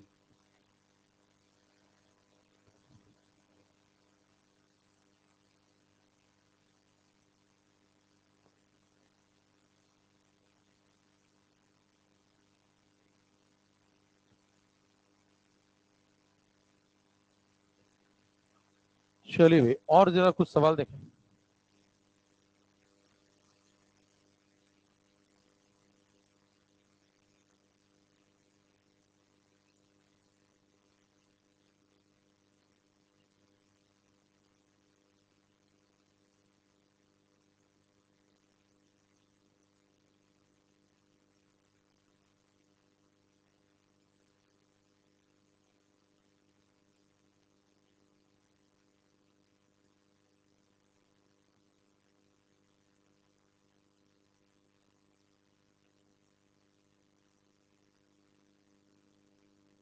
ये एम्स में आ चुका।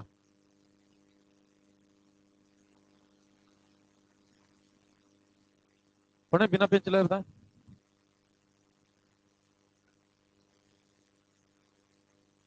पेन नहीं चलना चाहिए, नजर का खेल है सब। देखिए, चल तो हमारा भी साथ।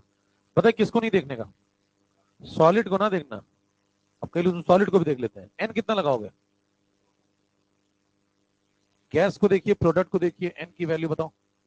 एन लगाओ 2। N2 जैसे लगाओगे तो याद करो फॉर्मूला। 2.303 की जगह 1/t लिख दे तो ln बन जाएगा। वो गायब हो गया। ऊपर क्या आता था? और नीचे पुट करो। पुट करो, कुछ लिखने की जरूरत नहीं। NR2 लगाओ। 2 माइनस 1, 1p0। और नीचे 2p0 माइनस p। चेक करिए क्या ये आंसर है। खत्म है। ये भी लिखने की आवश्यकता नहीं थी, सब दिमाग में थोड़ी कैसे चला लें। ऊपर क्या आता है? n-1। तो ऊपर क्या आएगा? 2-1 यानी कि 1p0। नीचे क्या आएगा? np0 minus p। क्या इस सवाल को, अरे समझ में आ गया? ये आए हुआ सवाल है, मतलब घर से नहीं लाए। ऑप्शन क्यों नहीं किया? खेल सिर्फ मेरा। अगला सुनिए, इसका अगला वर्जन थोड़ा कठिन करें तो क्या बना सकता है वो? कहेगा इसको पी इनफाइनाइट से कनेक्ट कर दो। कनेक्ट कर लेंगे क्या बिना पेन चलाए? बताइए, ये तो सॉलिड, इसको तो छोड़ ही दें, ये पूरा खत्म हो जाएगा। अब इसका पी नॉट में से पी नॉट जाएगा तो इसका कितना बनाएगा? 2p0, तो 2p0 ही पी इनफाइनाइट है। बोलो भाई, कुछ पूछेगा तो कर लेंगे, खत्म हो जाएगा। ये नोट कर लो, अच्छा सवाल तो नोट कर लो, लिख लो, इसको लिखना है, रिवाइज भी करोगे। फिर एक बार मैं देख लेता हूँ तो भूलता नहीं।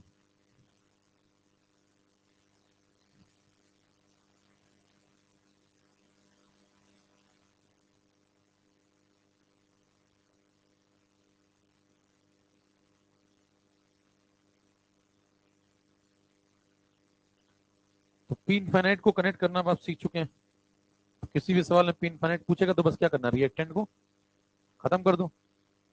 प्रोडक्ट में सिर्फ किसको देखना है? सॉलिड का प्रेशर होता नहीं है, तो सीधे खत्म करिए।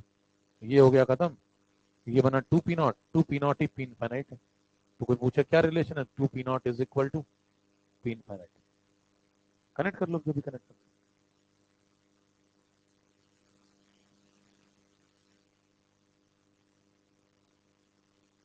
चले,